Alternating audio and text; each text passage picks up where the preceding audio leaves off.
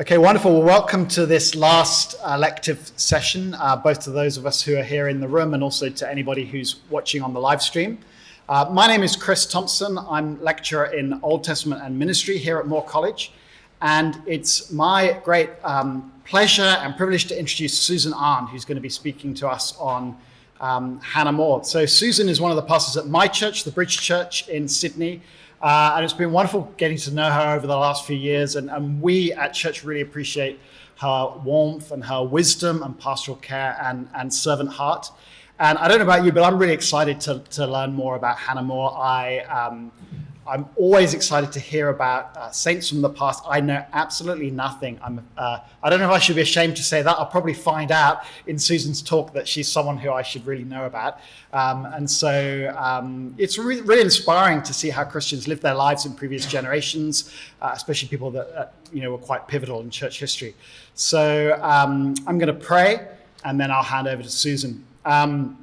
Just a word about the question time.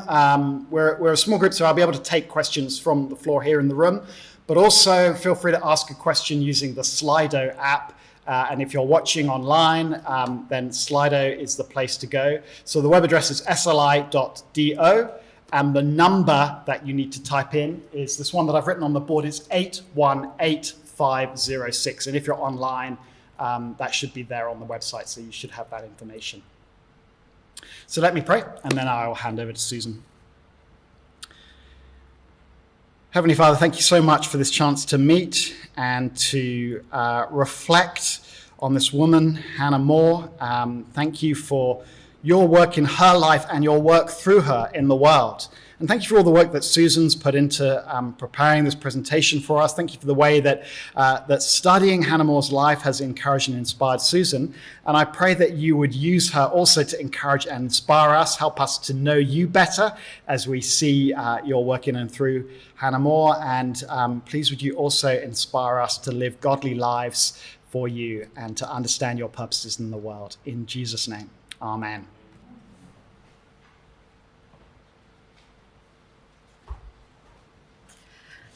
Thank you so much, Chris, and good afternoon, everyone. I know it's the last session of the day, so hopefully I can keep it lively and engaging enough to stop you from falling into the post-lunch stupor that I sometimes tend to falling into. I have the great joy and privilege of speaking about this remarkable woman called Hannah More. And actually, like Chris, until Jane asked me to speak about her, I actually had barely heard about this woman. And the more that I found out about her, I thought it was quite amazing that I knew so little about her. And so I think that can be really summarized in the fact that when I was asked to summarize what I could talk about with Hannah, I really struggled because she did so many things and she led such a diverse and incredible life. But this was my attempt to summarize all the things that she did. I would say she was a writer. I would say that she was an educator.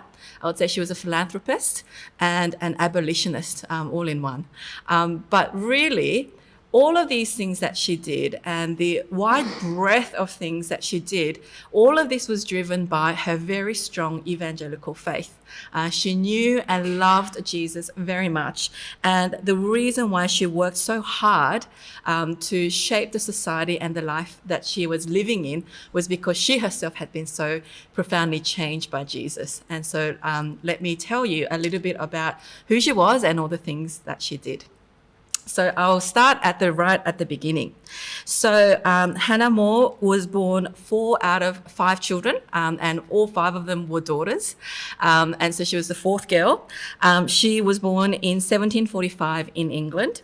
And her father was a local teacher at the free school. And very little is known about her mother, Mary. It seems to be that there's been some recent scholarship that is actually debating the nature of her family background. In a lot of the older books, they would say that her father had actually come from a much wealthier background but had missed out on an inheritance, and that's why he was forced to teach at the school, and the mother was from a wealthy farming family, but recent scholarship suggests that they were actually probably from a much lower class than that. And I think in those times when your social background allowed you to be accepted into some circles and others not, I think there might have been some embellishing going on. And so it seems that the recent work that has been done in the book Fierce Convictions actually has revealed that she's probably more from a lower middle class background than from the middle to upper middle class background that she presented herself as being from earlier in her life. I am going to be using the term middle class, although that's not a terminology that was invented or used back then, but I think it describes for us helpfully on what her background is from. Now, Hannah's greatest bonds were with her 5 sisters. She loved her parents, but she didn't seem to have been that close to them. Her sisters, Mary, Sarah, Elizabeth, and Martha, and Martha was also called Patty. And all 5 of them worked together and lived together their entire adult lives. None of them ever married. And they seemed very happy and content in the role that they played in each other's households. So in their household, apparently Mary was the father and Sarah was the mother in the duties that they shared within the household. And they really loved being each other's company. And there's actually evidence that towards as they got into middle-aged lives, and younger women that they were mentoring and were their proteges thought about getting married, there's actually evidence that not only did they try to dissuade them from getting married, but they actually would say things like, I don't think that man is interested in you, when he apparently was, or saying to the man, I don't think that woman is interested in you, even though she was. And so they actually seem to have really come to a belief that if you could be an independent woman at the time, it was actually better to be single than to be married. And so that is what their family household was like. Now, when Hannah was growing up, female education was a very controversial topic. The common belief was that women should be educated in modern languages, music, drawing, painting, embroidery, and manners. But the belief was that subjects like Latin and mathematics and natural sciences were not appropriate to be taught to women and actually was actively discouraged. Now, I will talk about what Hannah thought about this in a little bit later on, but it seems that at the beginning, Jacob, her father, was a little bit pushing the boundaries and started off by teaching Hannah everything. He had been educated himself classically and had the means and abilities to do so. And apparently he began by teaching her everything, including Latin and mathematics.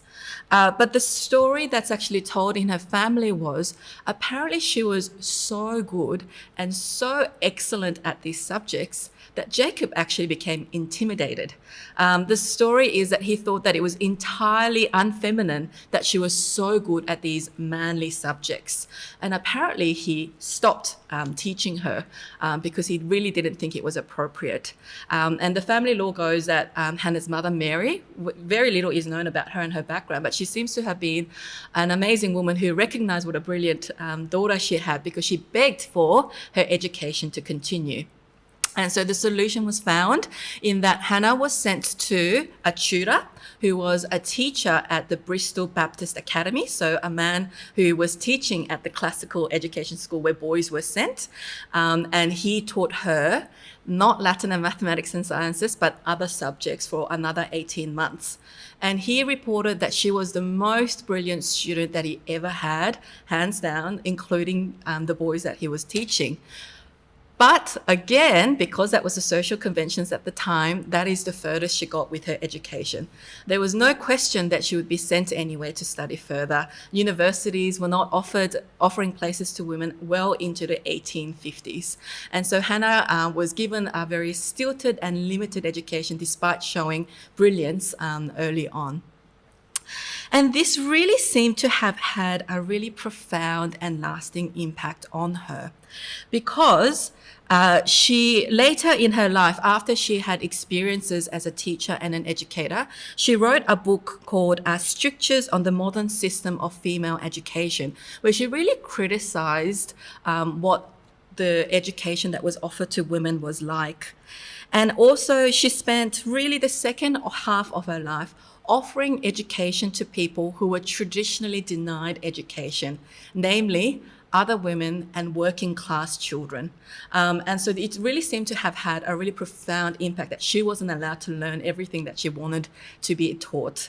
And later on in her life, when people would critique women and slaves and would say that they were less intelligent, she really fired up about that. She said, until everybody was given the same education as white European men, you could not possibly call them less intelligent. And so this education seemed to have really impacted her. She really empathized with anybody who wasn't given the same amount of education or that they wanted to have. So going back into her early life, in 1758, Mary, the oldest sister, opened a school for girls in Bristol.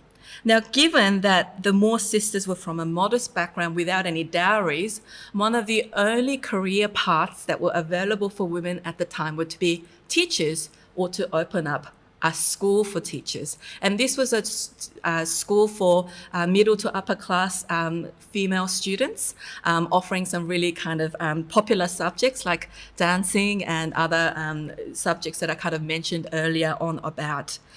And it was an immediate success. So besides being great teachers, the sisters, they seem to have been really shrewd businesswomen, because plenty of schools that opened up in the same time under more famous sisters, such as the Bronte sisters, I'm sure a lot of you would recognize that name, failed because they were not great teachers or businesswomen. But this school actually really flourished. Very early on, they were able to move from a poorer area of Bristol to a more prestigious part of Bristol. The sisters ran the school for 30 more years until they retired, and one of their proteges took over running of the school. And so, yeah, so all the sisters seem to have been really quite clever, and they were able to succeed in this career path. And so Hannah started there initially as a student and then became a teacher at the school. And she, as a teacher, was apparently a very engaging and a lively teacher.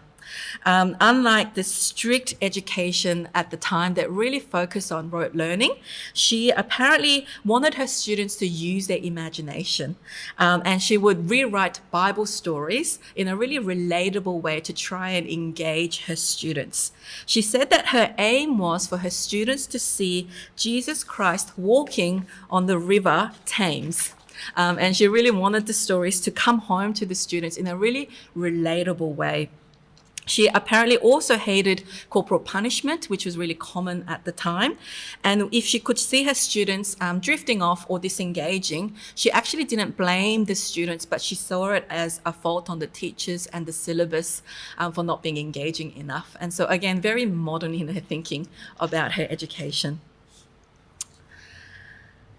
So, whilst Hannah was a teacher at the school, she seriously considered marriage. She met a local man called William Turner, who was apparently a very respected and wealthy landowner. His cousins were students at the school, and so that's how she met him. And soon after their meeting, he proposed and she accepted. But after 6 years and 3 postponements, they still had not gotten married. And it seemed that the pattern was the same each time. Turner would say, we should get married at this date. They would get married. They would start setting the preparations. He would get cold feet at the last minute and would pull up the arrangements. And then he would say, okay, well, we can get married at this date. And they'll start getting prepared again. And then he'll pull out at the last minute. So after this had happened 3 times and 6 years, Hannah finally had it, and she called off the engagement. And this something unusual happened, which was a little bit foreign to us, but which was quite common in that practice. After this engagement, 3rd cancellation, and the engagement was dissolved, a family friend intervened and was able to arrange for Hannah to receive, I guess, a form of compensation. So she was able to receive from Turner £200 a year, for the time and discomfort that it caused her and the inconvenience that it caused. And I really mention this for two reasons. First is Hannah never seriously considered marriage again. It seems that she actually had other proposals, and it seems that she actually could have gotten married if she wished. But after this incident, she really seems to have decided that marriage is actually not something that she was going to pursue. And the other thing is that this annuity freed Hannah for the first time in her life to pursue a career path that she'd always wanted to pursue, but she hadn't been able to because of her financial circumstances, which is to become a playwright.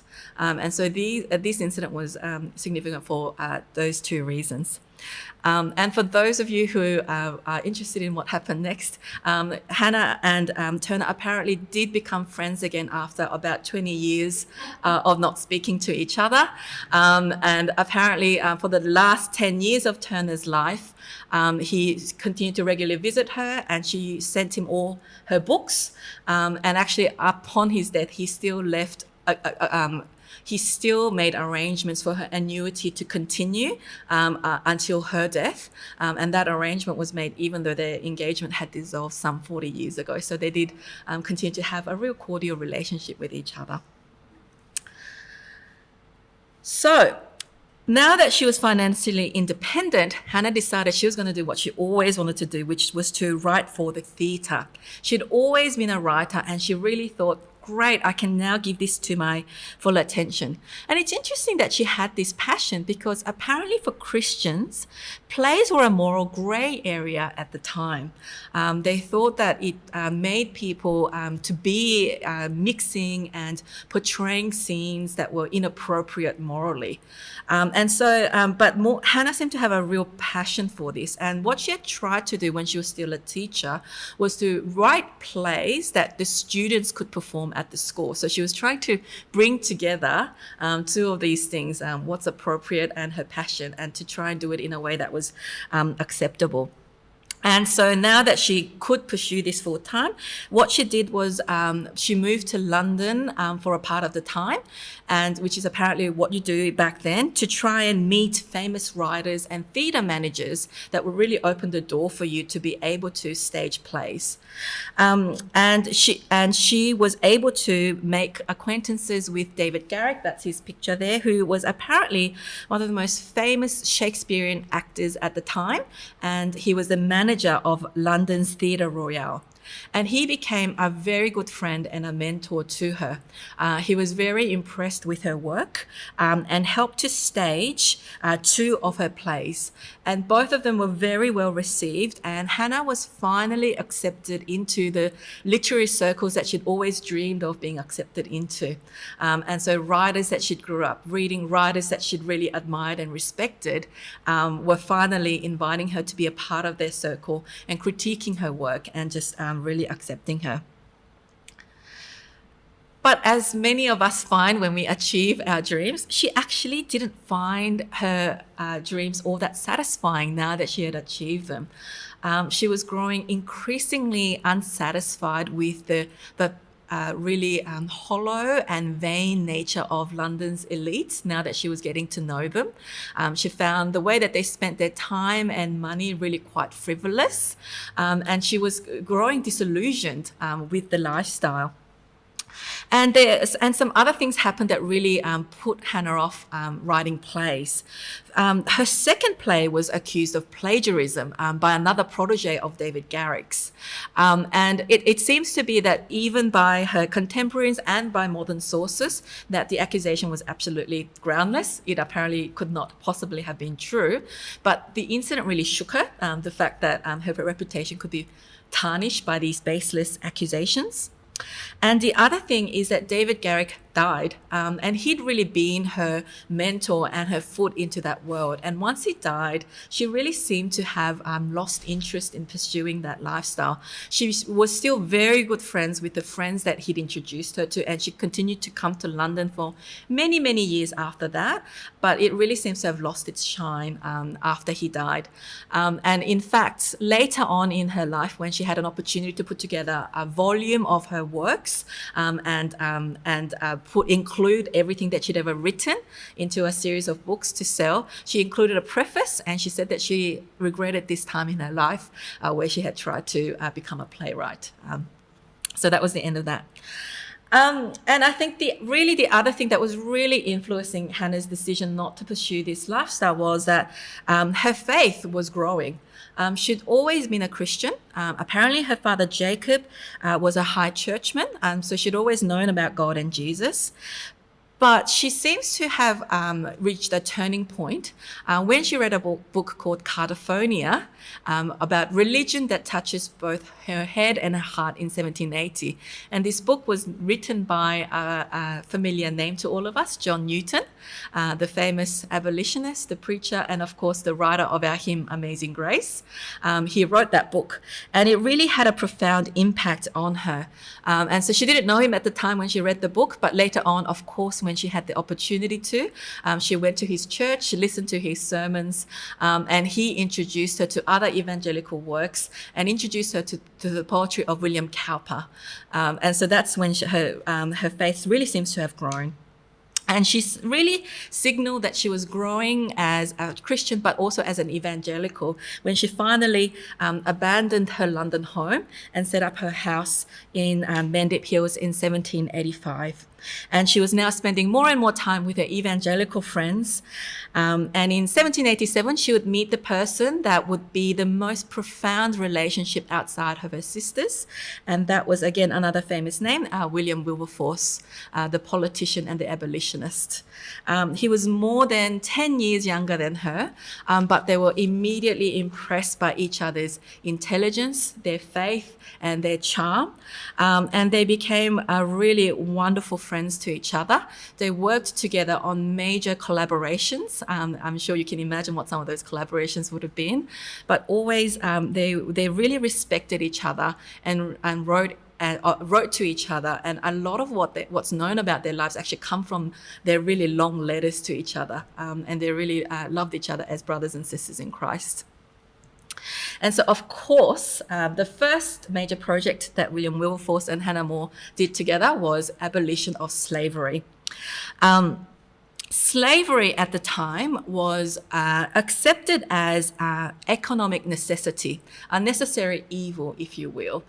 It was very, very deeply embedded in their society.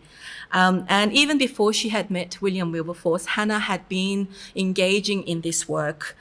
She had already met with naval captains that had worked on slavery ships, and she had heard of how densely packed the cargo holds are with slaves on their sailing from Africa. And so apparently one of the things that she used to do was she would carry around plans of a ship that would carry slaves, and she would be at London dinner parties with her literary circles and duchesses, and she would whip out these plans and she would go, "Do you know how densely packed these cargo holds are? We need to do something about slavery." So she was unafraid of mentioning such an unsavory subject whilst with her really fashionable friends. She used her theatre contacts to put on anti-slavery play called The Oronuku, which had a really sympathetic view to people who are in slavery. But probably her biggest and she also campaigned for people not to use West Indian sugar in their teas. That's a big deal, not to use that type of sugar in the tea, because it was produced directly as a result of slavery.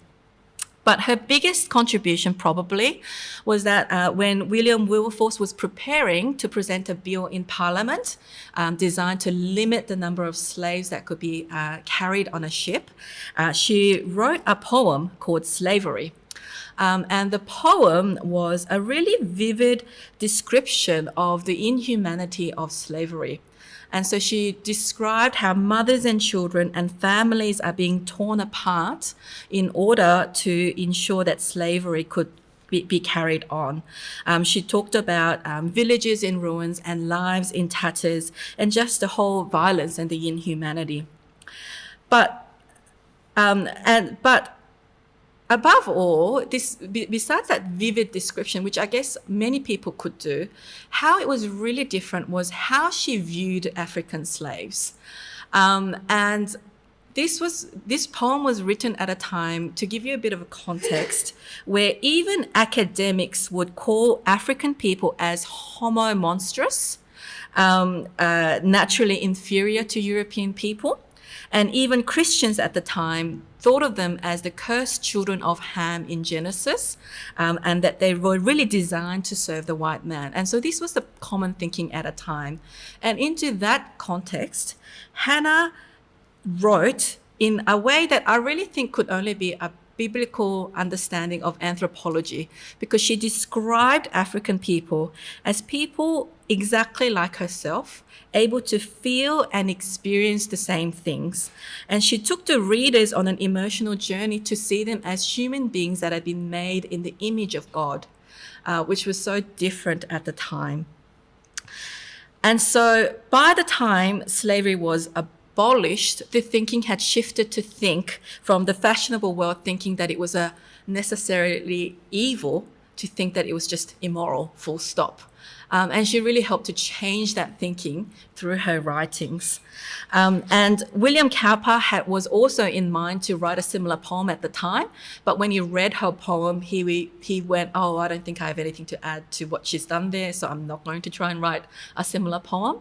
And almost a century later, David Livingstone, the famous African missionary, read this poem, and this is actually what sparked in him his lifelong desire to be a missionary to Africa. And we all know that abolition took a really long time. After this initial momentum, French Revolution happened, and people became really scared of anything that could destabilize society. And so it really slowed them down for good 20 to 30 years. But even throughout that time, Moore continued to write works that was against anti-slavery. And I think it's worth mentioning that when slavery was abolished finally in England in 1833, that is the year that both Hannah More and William Wilberforce died within weeks of each other after hearing that slavery had been abolished. And I don't know, I struggle to think that that was a coincidence, even though both were very frail at the time and apparently didn't take in much when they were told about that. So, yeah. So I've got, and I do encourage you to have a look. I've got some extracts from Hannah's poem. She was always very humble and she was very deprecating. She said, I wrote it too quickly, it's too short, it's not any good. But I do invite you guys to read it. Like Jane was saying, her works are now free from copyright and are very readily accessible. But it is incredibly encouraging, the heart that she had for the people that she was writing for. The next major work that Wilberforce and Hannah More collaborated on was in education. So in 1789, William Wilberforce came to stay with the Moore sisters at the cottage that Hannah had built in Mandip Hills. Apparently it was built apparently William Wilberforce came in a really morose and depressed mood, and so they said, okay, go and take in the views of valleys of Cheddar. It's beautiful. So I've got the background to what it looks like now. It is beautiful. And so they sent him away for the day to do a little bit of view taking. But apparently William Wilberforce instead came back even more distressed because he saw that the living conditions of the local villagers was really, really appalling. And he proposed an idea. He proposed that Hannah and the sisters should open a Sunday school and that they should run it and he would finance it. Now, Sunday schools are not what we think when we hear Sunday schools, but they were actually charity schools that operated on Sundays because back then children had jobs and they worked and their day off was Sunday. And so this was designed to teach working class children the basics of reading and manners and just being able to function better in society. And so over the next 10 years, Hannah and her younger sister Patty opened up a series of schools in the Mandip Hills area, beginning with Cheddar. The schools had varying levels of success. So Cheddar, Shipham and Nailsea were called the great schools, and they seem to have operated much better. They survived. These three schools survived into the 20th century until they were absorbed into the state government-run education schools when the government took over education. The other schools, the lesser schools, they also opened. Some of them survived, some of them didn't. But yeah, these were the schools that they set up for the next 10 years. Setting up the schools was really not easy. It was a real battle, even from the beginning, because the villages were absolutely terribly neglected. The local gentry never went there. They were not giving financially to philanthropically to help the villages at all. The local clergy, absenteeism was rife, which meant that what would happen was the vicar would be appointed to the area and he would live nowhere near the area where he was the vicar of. He would draw upon the tithes and he would still be paid the living, but he would live very far away, sometimes even far away as London, and would never go there. What they would do is they might appoint curates in their place, and the curates would live perhaps a little bit closer, but they would still live in the more fashionable and the nicer parts, and they would never go to visit or help anybody in the village. And so it was the farmers that was in charge, really. They would employ the working class as labourers. And so when Hannah said, I want to educate them, the farmers really didn't like that. They thought that educating them above their stations would not be beneficial to them.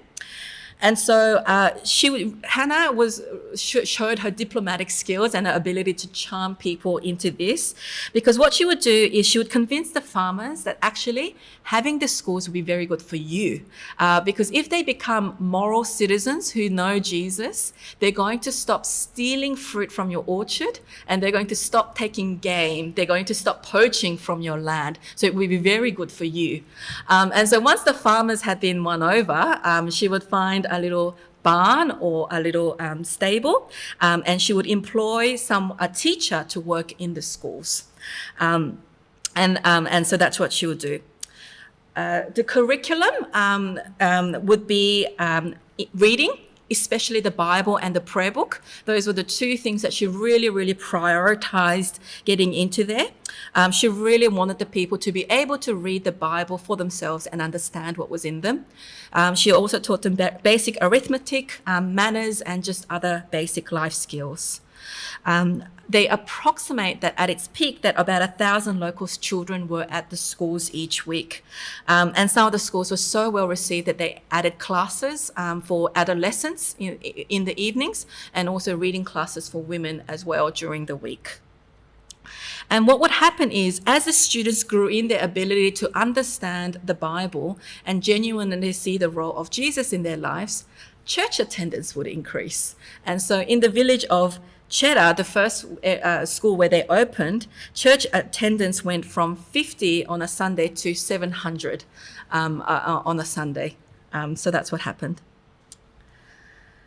But having said that, her Sunday schools were very, very heavily criticised, both during her time and after her time, probably because she was so successful. People commented that her syllabus was too narrow, and that it wasn't designed to raise anybody above their station, that she was only trying to get them to be more obedient so that the upper classes could control them better. That was one of the comments. Another criticism was that the students were encouraged to read, but not necessarily to write, and people found that really hard that she did that. And other people criticized her, which kind of reveals our context because it sounds so foreign to us. But one of her biggest criticism was that she employed Methodists as teachers. And it was a big scandal at the time that she was willing to employ Methodists as teachers at the schools. And people said that Hannah was taking spiritual leadership in the village rather than leaving it to the bishop or the vicar or the curate. So those were some of the criticisms. I do want to say that it's true that the syllabus would probably be considered narrow by modern standards, but Hannah was walking a very fine line because she couldn't afford to finance the schools herself. And so she actually had to get the finances from the upper classes. The upper classes who were very, very anxious following the French Revolution that if you educated them, that they would rise up and topple them. And so the upper classes were very reluctant to give them money that would encourage that. And so whilst Hannah did write to them saying that, oh, no, I'm only teaching them how to read, not to write, I actually think that there's evidence that she taught the students writing more than she was willing to admit. She might have said to the upper classes that she wasn't teaching them to write, but actually quite a few of the students at the schools over time eventually rose and became teachers at the school. And you would not have been able to become a teacher unless you were able to write. And so I wonder if she minimized how much writing she was teaching so that she could get money from the upper classes to keep funding the schools. Like I said, she was very clever in how she was able to achieve her ways of what she wanted to do. The other criticism was that she made no secret of the fact that she was running the schools because she cared for the salvation of the villagers. There was a spiritual void, like I mentioned, that nobody was filling into. Absenteeism was rife. The vicar at Shipham, they said, had been the vicar for 50 years and had taken the tithes of the villagers, but had not preached a sermon in 40 years. And so there was a real spiritual void. And she said that when she went into the villages for the first time, she only found one copy of the Bible in the entire village, and that was being used to support a pot. And so her real goal was to ensure that the villages were flooded with Bibles that people could actually read and understand. And so, yes, she was filling into a spiritual void that nobody else was able to fill into. And Hannah and Paddy worked incredibly hard to support the schools. You saw the number of schools that were open. They were middle-aged and they were often in very, very poor health. And they spent all of their Sundays riding from village to village to visit the schools when they were on. And there were so many of them that they actually couldn't get to all of them on one Sunday. So they would split it up to 2 Sundays and they would go there on alternate Sundays. And they really did believe at times that they were working themselves to death. And they did that because they were genuinely wanted to see the villagers know Jesus, and they were overjoyed when they saw evidence of spiritual growth. And yes, so it was their love of wanting people to understand God, and they were very, very dedicated because of that. Now, as Hannah became more and more involved with the life of the villagers, she saw how difficult the living conditions were for the working rural poor. And so she started up many ventures to try and support them and to improve their lives. One of the things she did was she started up women's friendship societies where the women could, for a small fee, be part of a society. And when they were ill, when they had given birth, or when there had been a death in the family, they could get a little bit of assistance to help finance them in those times. The women were quite resistant to paying that small amount of money because I'm sure it felt like a lot to them. And when that happened, Hannah would often top it up with her own money to keep them going. She also saw that the women in the villages would try to earn extra income by spinning linen, and she thought that they were getting too little for how labor intensive the work was. And when she found out that if you spun wool, you would get twice the amount of money, she found a master who could teach the women how to spin wool out of her own expenses, and she found a buyer to then come and buy the wool that the women had spun. And when the market crashed in the mining sector, which really impacted on the village of Shipham and Rowberrow, where there was a school, she purchased ore from the villagers at above the market price to store until the market stabilised to try and help the villagers. there's many things that I can't even mention, but when she died, she left an estate of £30,000, and that was distributed to 70 charities, religious activities, schools and clubs, and some of her schools and clubs operated well into the 1950s. So that's some of the things that she did. But really, returning to what she loved to do more than anything else, she was a writer. And even when she was doing all these things like running the schools and starting up the clubs and just was so busy, she kept on writing. And Hannah was really unique in that she wrote for all classes. And the other thing is, when she wrote for those all classes, people actually read it. And so for the fashionable, for the upper classes, she wrote really challenging them to live out a sincere faith, whereas for the working class, she really urged them to live honestly and with integrity. And so so these are some of the works that she wrote to the fashionable elite. So her first book on importance of manners, this is probably from her time in London, where she saw how frivolous the lifestyles of the elite could be. She really pointed out the hypocrisy of the respectable. She had many examples of how they were not living out their faith, but an example was that the fashionable people would call the hairdressers on Sundays to dress their hairs, which would mean that the hairdressers would actually not be able to go to church because they had to work. And she really pointed that out as being something that they should stop doing. She also noticed that the fashionable people, if they had a visitor in the home that they didn't particularly want to see, they would tell the servants, "I'll tell them I'm not in." And she really criticized that practice. She said, well, not only are you being dishonest to the person who's visiting, but you're teaching your servants to lie. And so she really pointed out that behavior. And you would think that a book that's really criticizing that kind of behavior would be unpopular, but this was enormously popular. It ran to 7 editions, and Queen Charlotte read the book, and she actually stopped calling her hairdresser on a Sunday. So she had an enormous impact, even to the level of royalty.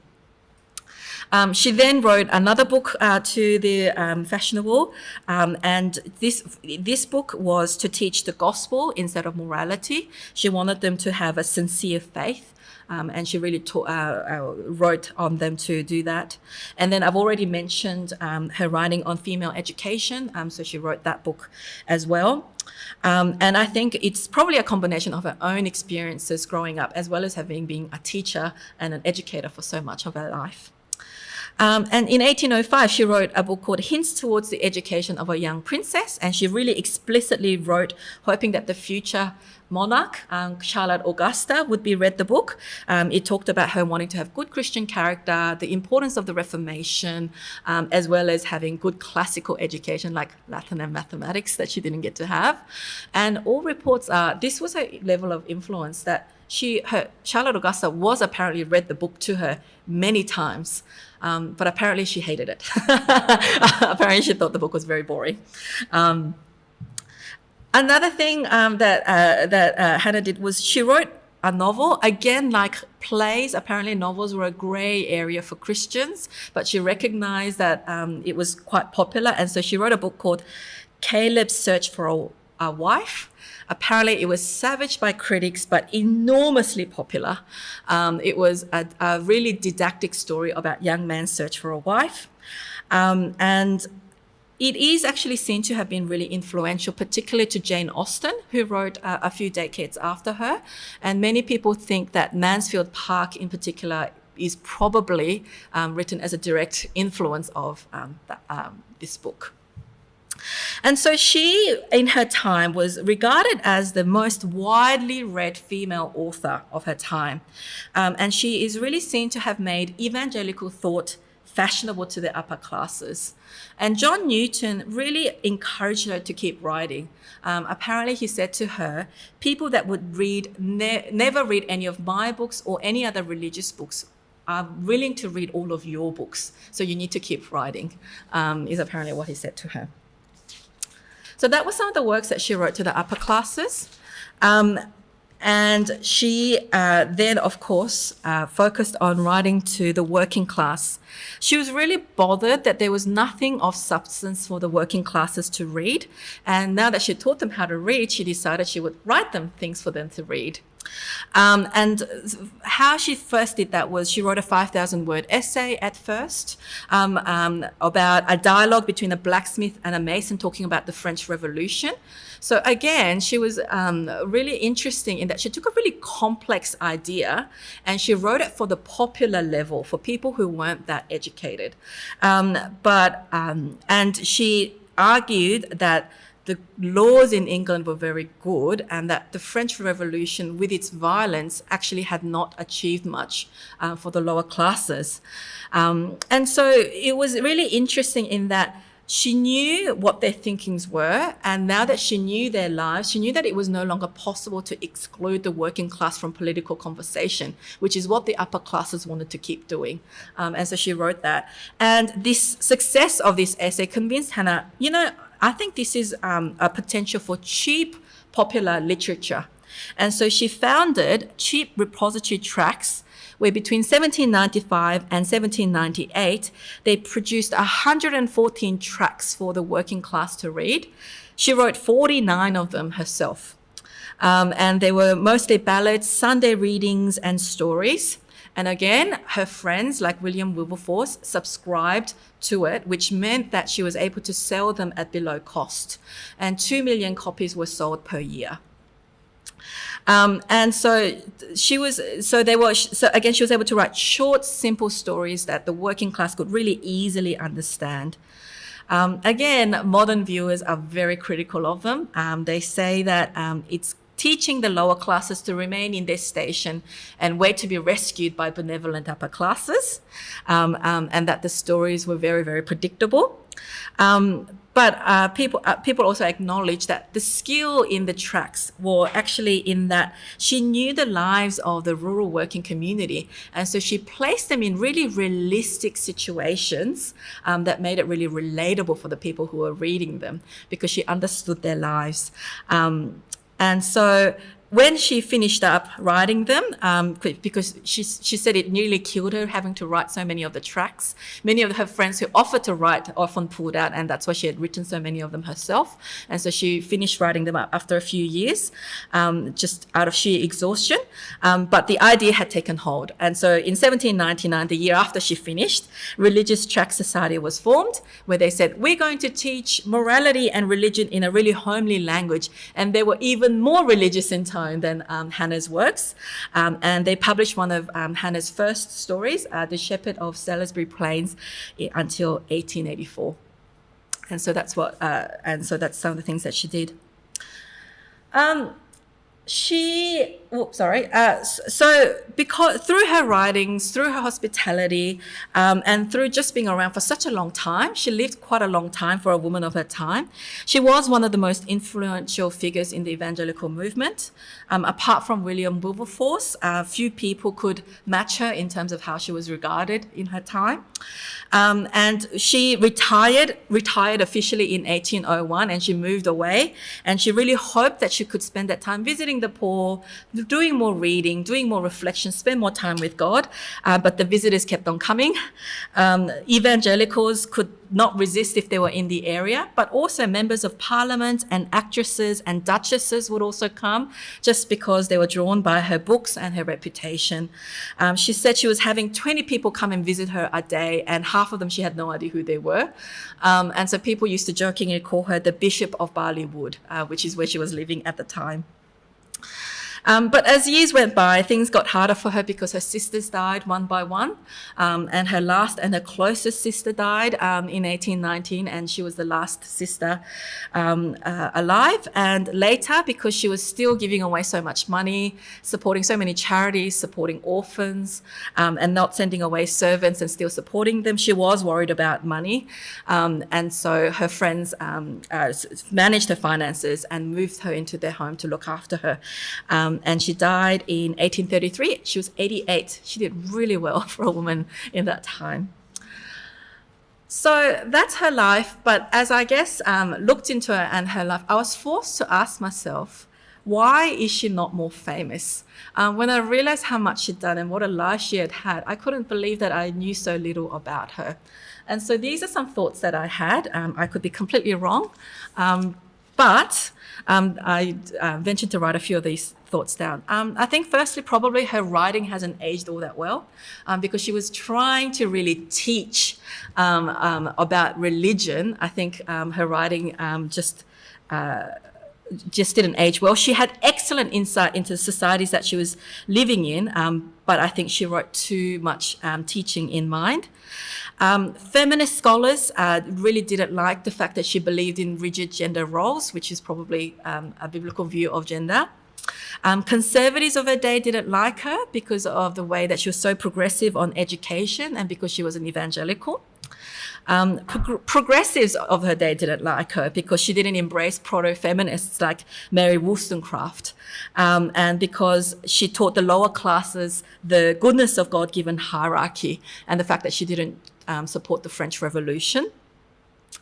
And another interesting thought that I had was maybe because she was a single woman, and I say this because one of the reasons why William Wilberforce became so famous after his death was that his sons, after he died, spent a lot of time compiling his works and published them into volumes that really cemented his legacy as an evangelical hero. And she, as a single woman, didn't have any children who obviously undertook that work for her, so that was also something that I thought about might have been a factor. But in her day, anyway, she was very popular and was the most widely read woman of her time. And she was really unique. She was a meritocrat and she wasn't an inheritor of privilege. And she was able to move between classes, and she was able to read and influence between classes, which was so unusual.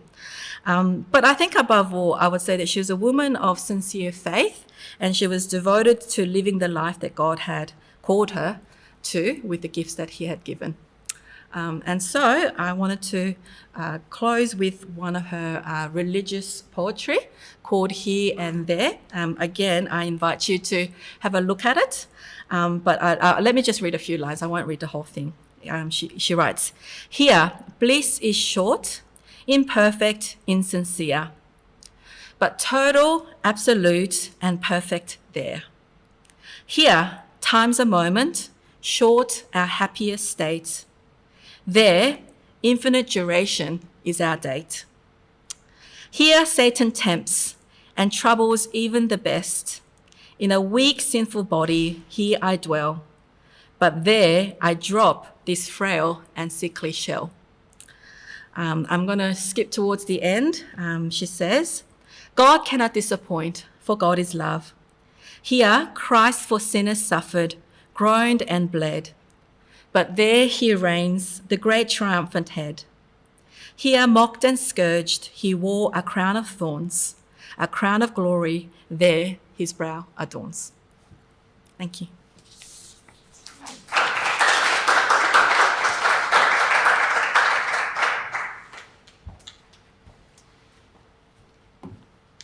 Well, Susan, thank you very, very much indeed. I found that a really, really interesting and informative talk. And I'll give you a moment to think of a question that you might like to ask, just to drill down a little bit more and to learn more from Susan. Once again, if you're using the Slido app or the website sli.do, then the number is 818-506.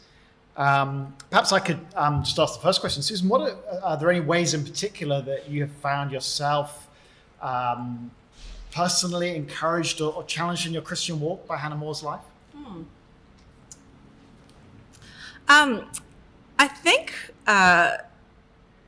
it was a way in which she really persevered, even when things didn't go her way. And that she really held firm to her convictions, even when she was criticized. And she did find it really hard when people said, "You're employing Methodists as your teachers." And when she had to close down one of the schools because one of the local clergies actually published really defamatory things about her in the papers about the schools. And in the end, he won because she had to close down one of the schools in spite of that. But she really continued to turn to God. And she really spent time with God to kind of come back to it.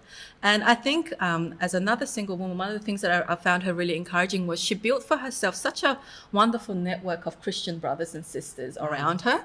And when things got really tough going like that, they really came to her together as a family and really supported her. William Wilberforce being one of those friends that she drew on. So yeah, I think those are some things I found really encouraging about her. Yeah. Great, thank you. Does anyone else have a question? Yes. Thank you, Susan. She's a writer and she's friends with people like Cowper. So is she a hymn writer? Are there hymns that in those days they were just like Newton would write a hymn with every sermon? I'll just repeat the questions for the benefit of people online. So the question is, did she also write hymns? Not as far as I could see, but like I said, because her writings are off copyright, all of her writings are actually available online, so you can have a look and see.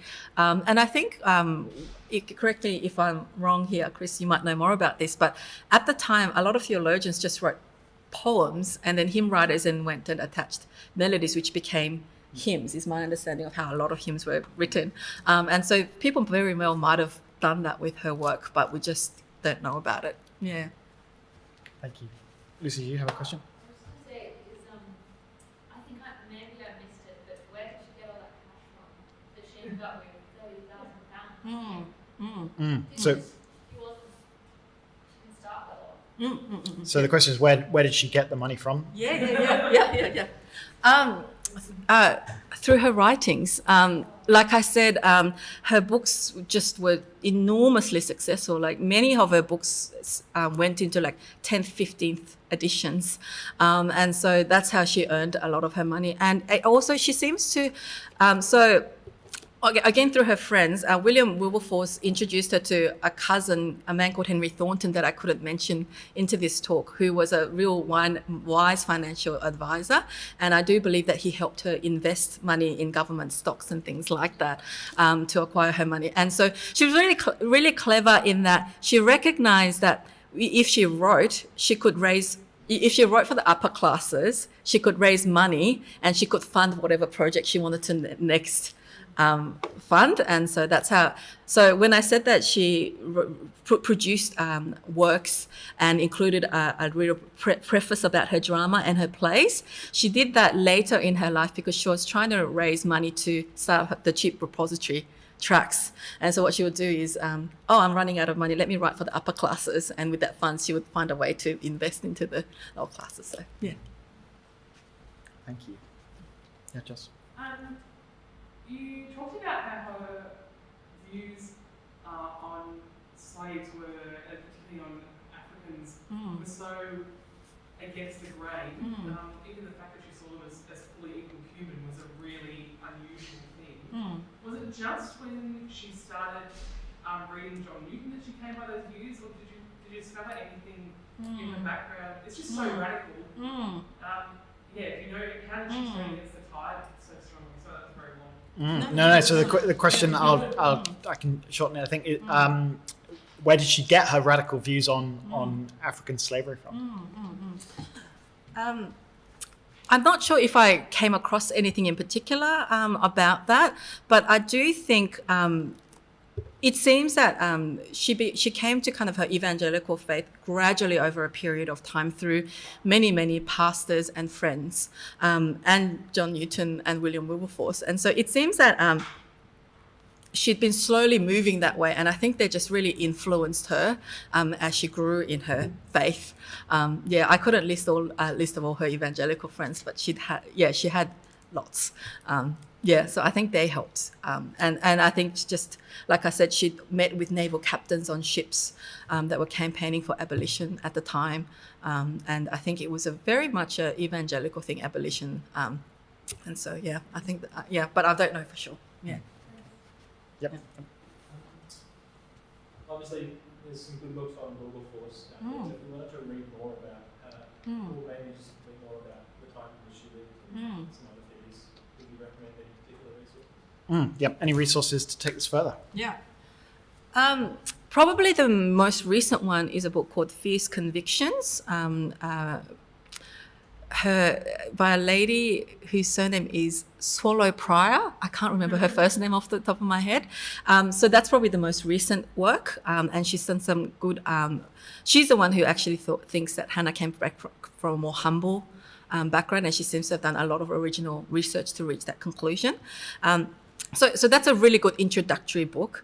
But I don't know what you're like as a historian and a biographer, but she clumps her books in a non-chronological order, and she lumps together Hannah's, this is the chapter on her writing, and then this is a chapter on her education efforts. And so I found that she jumped around her timeline a lot.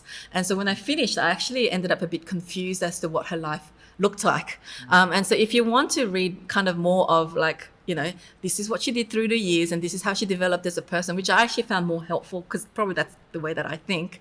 An older book that I found helpful was called Hannah Moore, the First Victorian. And that's by a lady called Anne Scott.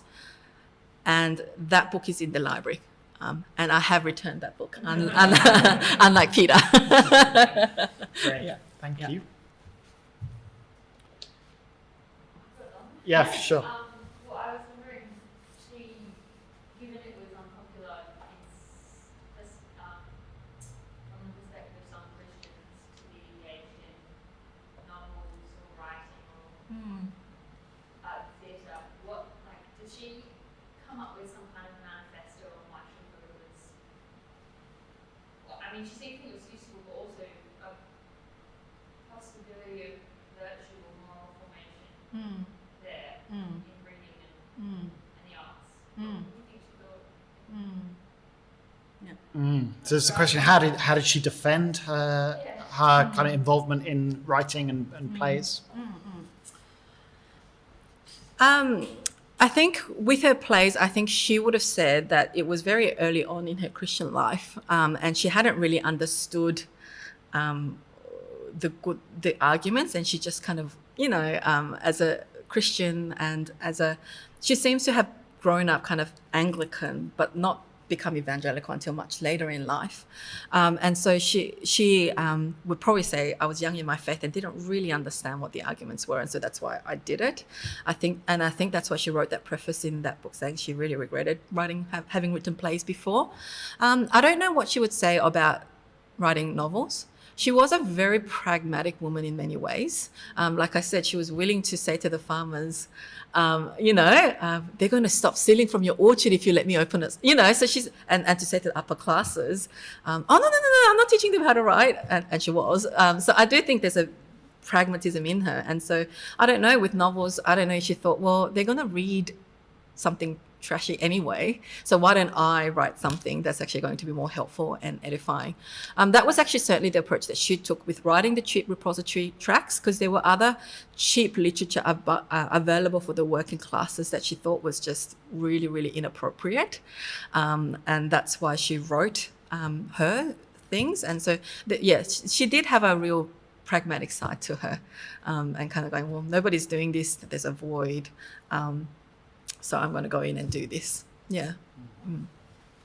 Thanks, Susan. I have another question, which is, you talked about the friendship between Hannah Moore and William Wilberforce, which was clearly very formative, and the collaboration between the two of them. And I'm interested to know whether at the time that kind of a close friendship between an unmarried woman and a man was sort of accepted. Are the things that we can learn from that in terms of how men and women can work together and encourage one another in their faith, but also achieve things together? Yeah.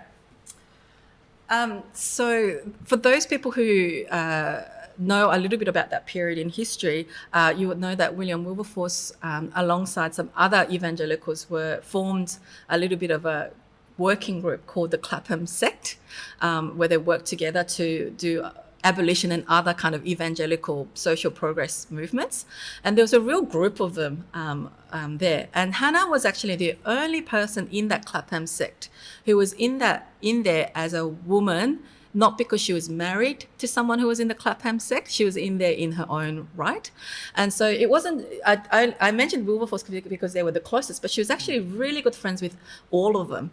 And when I was reading what Clapham sect functioned like, I actually thought about Moore College because they lived together. So Henry Thornton built a house and he built a wing for William Wilberforce, and then other people in the Clapham sect lived locally together, and then they had their own kind of pastor like John Venn, and so they actually lived really closely in proximity to each other. They married each other's cousins and were godmothers and godfathers to each other's children, and so Hannah seems to have really been an aunt figure to all of the children. I think one of the things that helped with their friendship and not for any suspicions forming was that I think by the time they met, Hannah had already put any thought of marriage behind her. She really was kind of really established. And like I said, she was more than 10 years older than him. So she really didn't see him in that way. And so they seem to just have been just really good friends and just shared a warm friendship. And like she wrote and were godmothers to and godfathers to any of their children, and she was also friends with their wives as well. And so so they were a real society that really loved and looked after and really encouraged each other through their friendship. And so I thought a little bit about living in community here at college. Yeah, great. Thanks, Susan. Any other questions?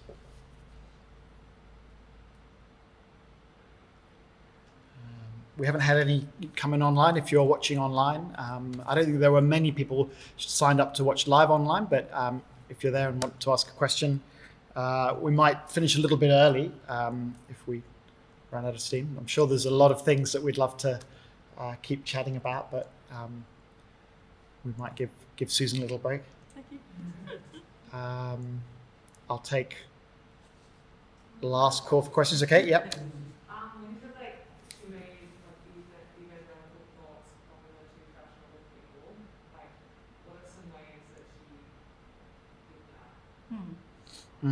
did that? So what are some ways that she made evangelical thought popular to fashionable people? I think I touched up on a little bit with her writings. When she wrote, because for the fashionable classes, they actually knew the gospel because it was a Christian society, but their faith was very shallow and they weren't living it out. And so she just kind of reminded, that you know Jesus, you know about the gospel, you know what is done for you, and yet you are, calling in the hairdressers on Sundays. You guys are not keeping the Sabbath. You guys are having musical concerts. You're not being generous to the poor. You're calling the hairdressers on Sundays. You're teaching your servants to lie. And so she kind of convinced them through her books, reminding them of where their faith comes from and actually helping them to see you need to live out your faith in this way. And so that's some of the things that she did. And also to think that slavery was immoral and that these were human beings made in the image of God. That was a very evangelical thought. And through writing her tracts and through her poems, she had made thinking evangelical thoughts fashionable. So from thinking slavery is a necessary evil, it's in our society, she helped them to say, no, it's just immoral and we need to get rid of it. Those sorts of things. Yeah. Great stuff. Thank you, Susan. In a moment, I'm going to ask Susan to close our time together. Before we do, first of all, I think we should all show our appreciation for what I thought was a very enjoyable presentation. So yes, thank you once again, Susan, very much indeed. And this is the end of our time at the Priscilla Aquila Conference for 2022. Very much hope that you'll come back next year and also join us for the other events that are happening during the year. So thank you very much for coming. And I'll hand over to Susan if you could please close us in prayer. Thank you. Thank you. I'd love to. Let me pray. Our loving and gracious Father, we thank you so much that you have given us your Son, Jesus, And we thank you that through your message and through your Son, we have so many brothers and sisters in Christ that have gone before us, that's really shaped us, that's challenged us, and have done so much work for you and for your kingdom. And we thank you that so many have done that, even the ones that we don't know about and we don't even remember, that you have done that, and you have brought us to here now where we still know you, where we still worship you, and where we still can talk about you. And we just ask and pray that as we go into our lives, we pray that we can continue to be thankful for you and for your Son. And that when we have time and ability to, we can also think about people, men and women who've gone out before us, and think about how we can be encouraged by them and use their stories to encourage others. And we just ask and pray that that you'll continue to use the lives of our brothers and sisters, faithful ones who have gone before us, to keep having an immediate impact for the building up of your kingdom and the glorifying of your name. And we just ask and pray, Father, that even if we don't know them all, we thank you that we have the joy of looking forward to meeting them in heaven, and that we can talk about all that you have done with them and through them. And we look forward to an eternity of praising and worshiping you together. In Jesus' name we pray. Amen.